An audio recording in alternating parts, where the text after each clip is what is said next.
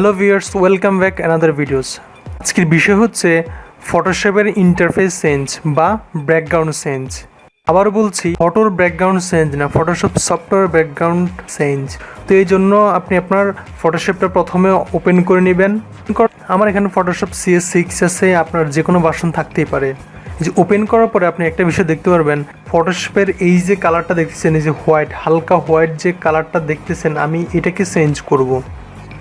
Photoshop CS6 এর সাধারণত ব্যাকগ্রাউন্ডটা বা ইন্টারফেসটা সাধারণত এই কালার হয়ে থাকে। কোনো কারণে যদি আপনার এই কালার চেঞ্জ হয়ে এরকম হয়ে যায় বা আপনি ইচ্ছাকৃত ওই কালার কালোকে চেঞ্জ করে এই কালার করবেন, তাহলে আপনার জন্য আজকের এই ভিডিওটা। আর বলে নিচ্ছি এটা আপনি কেন চেঞ্জ করবেন।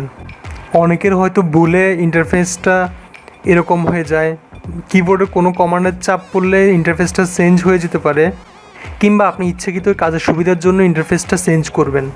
যেমন আমি যদি রাতে এই কালারের কাজটা করি তাহলে কিন্তু চোখে লাগবে, কিংবা আপনার ফটোশপের ইমেজের জন্য বা কোনো পিকচারের জন্য আপনি ভালোভাবে খেয়াল করার জন্য ব্যাকগ্রাউন্ডটা চেঞ্জ করতে হয়। আপনি কালো দিলে এখানে যদি আপনি ইন্টারফেসটা কালো দিন একরকম বুঝতে পারবেন, তাহলে ডার্ক দিলে একরকম বুঝতে পারবেন, বা বিভিন্ন সুবিধার জন্য ইন্টারফেসটা ঠিক করে নেওয়া হয়। তাহলে এখন আমরা দেখব এটা কীভাবে চেঞ্জ করব।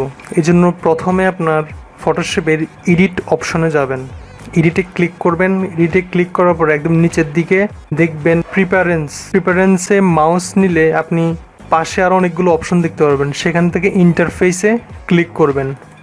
ইন্টারফেসে আসার পরে এই যে আপনি এখানে অনেকগুলো অপশন কালার দেখতে পাচ্ছেন, অর্থাৎ কালার থিম। আপনি যদি এখন এখানে এই যে কালোতে ক্লিক করেন, ক্লিক করে ওকে দেন, দেখুন আপনার ব্যাকগ্রাউন্ডটা বা ইন্টারফেসটা এরকম কালো হয়ে যাবে। আপনার কাজের জন্য বিভিন্ন সুবিধা হবে। তো আপনি যদি এই কালার না দিতে অন্য কালার দিতে চান, সেম এডিটে যাবেন, ইন্টারফেসেস, তারপরে প্রিফারেন্স, তারপরে ইন্টারফেস, তারপরে এই যে হালকা কালার দিতে পারেন, কিংবা এই কালার দিতে পারেন, যে কোনো ধরনের কালার দিতে পারেন। এখান থেকে স্ক্রিনটার ডিফল্ট আছে, এই যে black, dark grey, medium grey, light grey, custom.